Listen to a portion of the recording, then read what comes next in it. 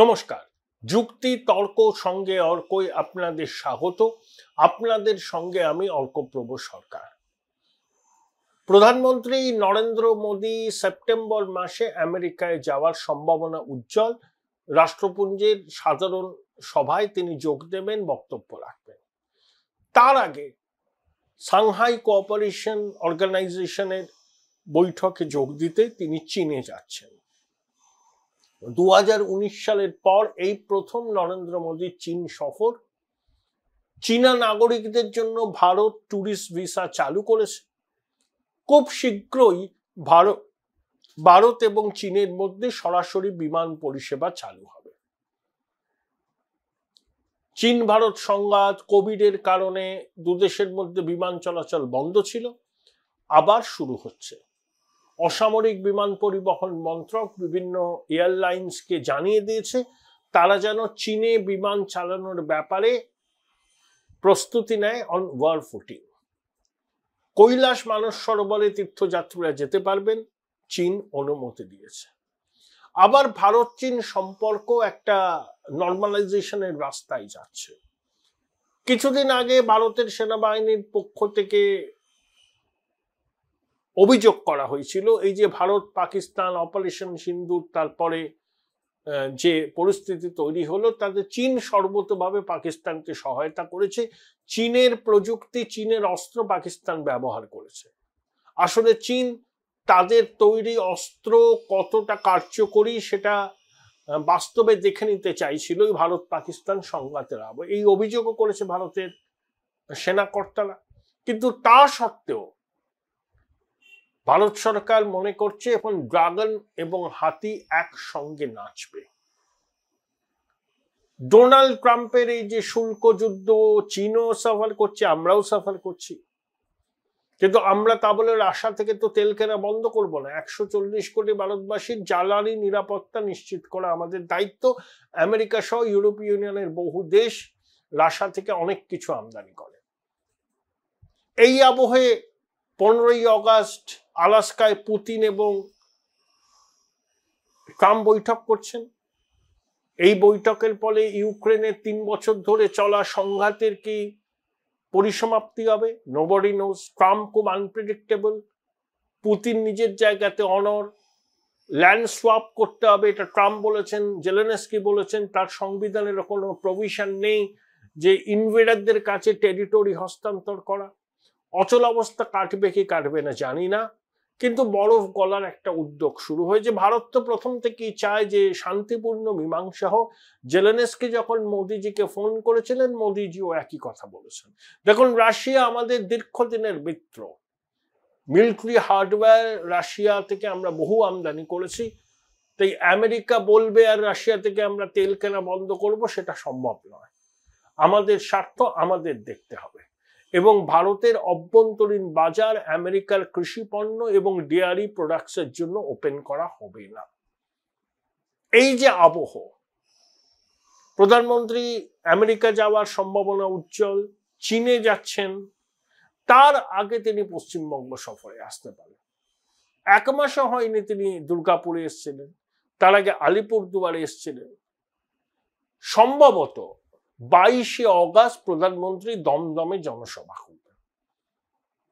তার আগে মেট্রো রেলের অনেকগুলো প্রকল্পের আনুষ্ঠানিক উদ্বোধন হবে, সেখানে প্রধানমন্ত্রী থাকতে পারেন, কিন্তু তিনি জনসভা করবেন। সেটা 22 তারিখ হতে পারে, 23 তারিখ হতে পারে, হওয়ার সম্ভাবনা উজ্জ্বল। এবং প্রধানমন্ত্রীর দপ্তর থেকে এখনো তারিখটা ফাইনাল করে বলা হয়নি, কিন্তু সম্ভাবনা উজ্জ্বল হচ্ছে অগাস্ট মাসের শেষেই প্রধানমন্ত্রী ঝটিকা সফর রাজ্যে। তাতে একই দিকে প্রশাসনিক কার্যক্রম থাকবে, পাশাপাশি রাজনৈতিক সভা। প্রধানমন্ত্রী কি বার্তা দেবেন? দেখুন, 2021-এর বিধানসভা নির্বাচনের প্রচারে এসে প্রধানমন্ত্রী তার বক্তৃতা শুরু করতেন তার অননুকরণীয় ভঙ্গিতে দিদি ও দিদি বলে। তৃণমূল বলছিল ভারতের একমাত্র মহিলা মুখ্যমন্ত্রীকে বিজেপি অসম্মান করছে। এটা বিজেপির পক্ষে যায়নি, বাংলা তার নিজের মেয়েকে চেয়েছিল। এবার কিন্তু প্রধানমন্ত্রী মমতা বন্দ্যোপাধ্যায়ের নাম তো করছেনই না, শুধু বলছেন নির্মম সরকার, এবং এই সরকার আর দুর্নীতি সমর্থক এরা বোঝাতে চাইছেন, এবং কেন্দ্রের কি কি প্রকল্পের সুফল দেশের মানুষ পেয়েছে তার বিস্তারিত বিবরণ দিচ্ছেন, এবং পশ্চিমবঙ্গের জন্য কেন্দ্রীয় সরকার কি পরিকল্পনা নিয়েছে, কতটা পরিকল্পনা রূপায়িত হয়েছে, কত টাকা বরাদ্দ হয়েছে তার একটা হিসাব দিচ্ছেন। এবং একই সঙ্গে বলছেন যে ডাবল ইঞ্জিনের সরকার আসলে পরেই বাংলার প্রকৃত উন্নয়ন সাধিত হবে। আমার ধারণা প্রধানমন্ত্রী তার বক্তব্যের মূল বিষয় এটার মধ্যেই থাকবে। কিন্তু আমার মনে হয় যে নির্বাচন কমিশন যে এসআইআর করছে দেশ জুড়ে এবং তা নিয়ে তৃণমূল যে আপত্তি জানাচ্ছে, প্রধানমন্ত্রী ওই বিষয়ের মধ্যে না গিয়েও বলতে পারেন যে যারা সংবিধানের আদর্শকে তুলে ধরতে সবসময় গলা ফাটান, তারাই আবার সাংবিধানিক প্রতিষ্ঠানকে আক্রমণ করছেন, সাংবিধানিক প্রতিষ্ঠানকে কাজ করবার সুযোগ দিচ্ছেন না। দেখুন, আগের বার তিনি জয় মা কালী বলেছিলেন, জয় মা দুর্গা বলেছিলেন, জয় শ্রীরাম বলেননি। মা কালী হচ্ছে আমাদের, কি বলবো আর কি, তিনি হচ্ছেন প্রাণের ঠাকুর। আমরা তো শক্তির আরাধনা করি। রামপ্রসাদ ঠাকুর, স্বামীজি সব কালী সাধক। তা কালী, জয় মা কালী বললে অনেক বেশি বাঙালির হৃদয়কে স্পর্শ করা যায়। এবং শ্রমিক ভট্টাচার্য যেদিন শপথ নিলেন তখন তার মঞ্চের মাঝখানে কালীঘাটের মা কালীর ছবি ছিল। প্রধানমন্ত্রীকে শুভেন্দুবাবু দুর্গা প্রতিমা উপহার দিয়েছেন। অর্থাৎ বিজেপি বাংলা সংস্কৃতি বোঝে না, উত্তর ভারতের সংস্কৃতিকে চাপিয়ে দিতে চায়। মর্যাদা পুরুষোত্তম রামের সঙ্গে বাঙালির সম্পর্ক অতটা নয় যতটা কালী বা দুর্গার সঙ্গে, কিন্তু দুর্গাপুজোর আমের অকাল বোধন। Join Indian Institute of Hotel Management now. Right choice, right decision.